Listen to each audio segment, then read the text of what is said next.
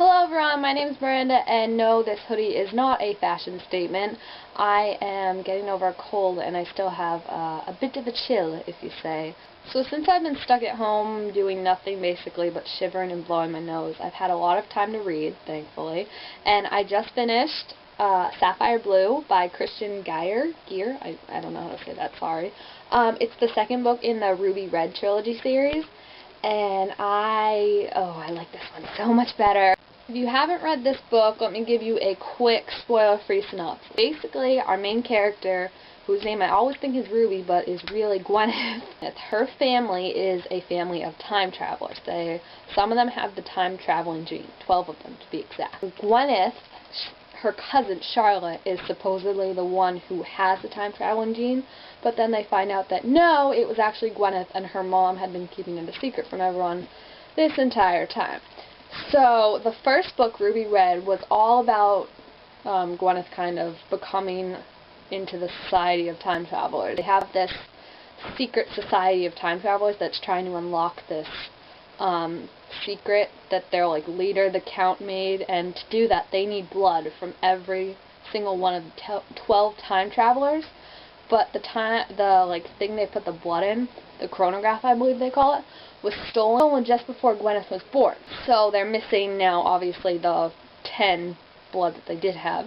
But they found a new chronograph, and they have, I think, 4 more to go in that one before the secret can be unveiled. So basically, that is their mission, is to unveil the secret.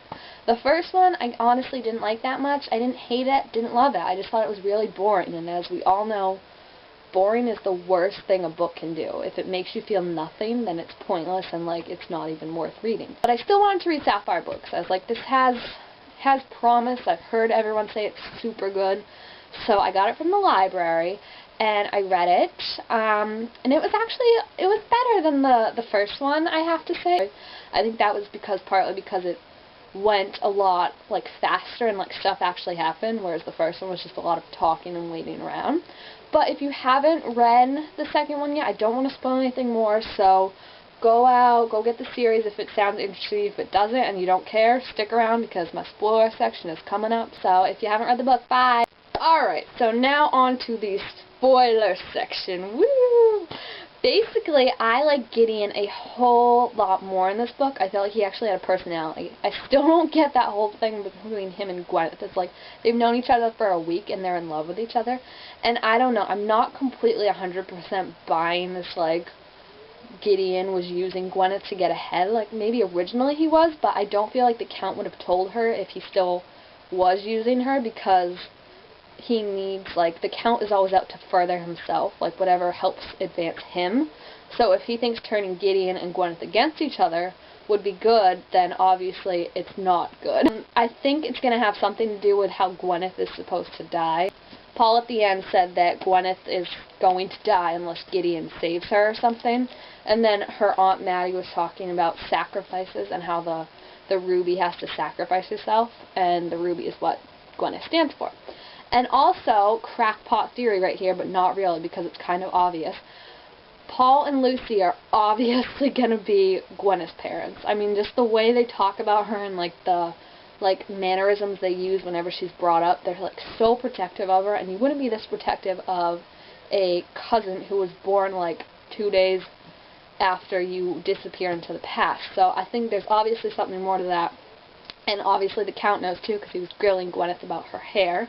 Overall, I really like this book. It had a few great additions. Leslie, Gwyneth's best friend, so funny. I really, in the first one, she was just kind of there and I liked her, but this one, she was really useful. And it's nice to see a best friend who's actually useful, not just the stupid one who's la la la, and then gets turned into a vampire, and you're like, great, what am I going to do with you now? And then there was the addition of, I can't pronounce his name, but Extremis or whatever, that gargoyle ghost she finds.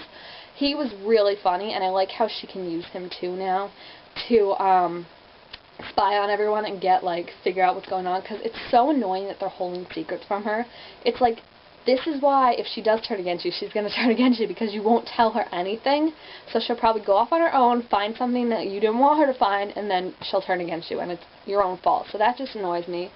Charlotte, I felt, was kind of a different character in this one. In the first one, it was we were told she was a biatch, but we never really saw it, whereas in this one, she was really mean. She was like, oh, well, Gwyneth's so stupid. She has a pig brain. It's like, her character, I don't know, just developed more, but I just felt it was odd, like it was just an odd character switch. And then I also really liked the scene with Lucas Montrose, Gwyneth's grandfather, when he was younger. She traveled back in time to meet him, and I thought that was really cool, and I like how he's kind of like her little ally now.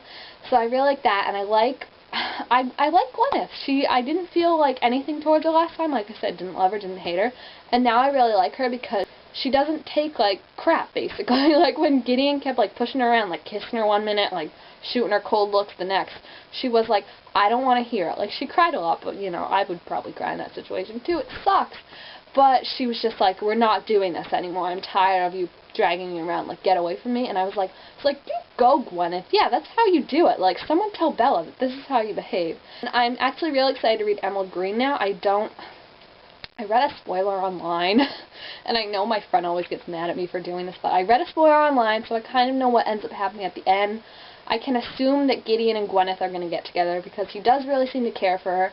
I don't know if he's in love with her like he said he was, but he does seem to care for her, and the fact that Paul said he's the only one that can save her from death, I think that'll get him a lot more, but obviously now that Gwyneth knows he was using her, she's not going to want anything to do with him, so that's going to be interesting. I think Lucy and Paul, it'll be revealed, like I said, that they are Gwyneth's real parents. I don't know how that's going to affect Gwyneth. I mean, I'm sure she won't be very happy with her mom or anything. And then, of course, we'll have to find out about the Raven sacrifice, what exactly Gwyneth's magic is, so I'm really excited.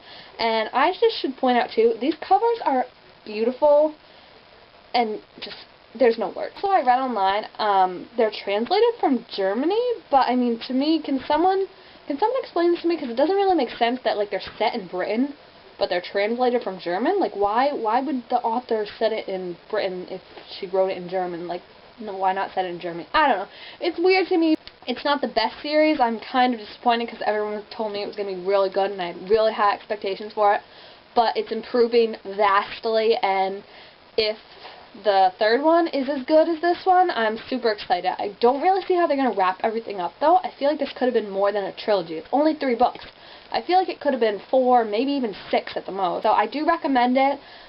If you were iffy about the first one, try the second one. I'm sure it'll be a vast improvement.